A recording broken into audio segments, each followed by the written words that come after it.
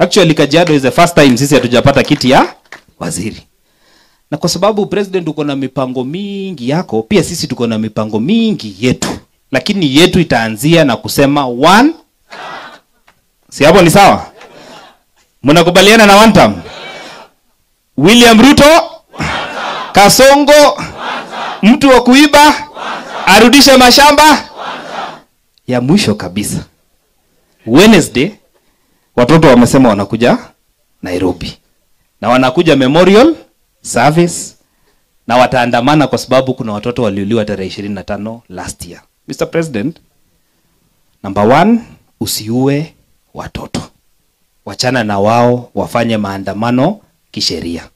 Na nakuomba sana, Mr. President, usitumie pia polisi kuvuruga watoto. Na wewe na Sakaja na wengine, msilete goons Nairobi. Wachaneni na Nairobi. Wacha vijana wafanye maandamano yao, jioni waende nyumbani.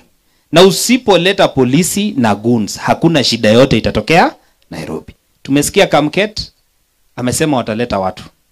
Haujongea. Inspector General of Police, your first job is to protect life and people. Tunangoja tarehe 25.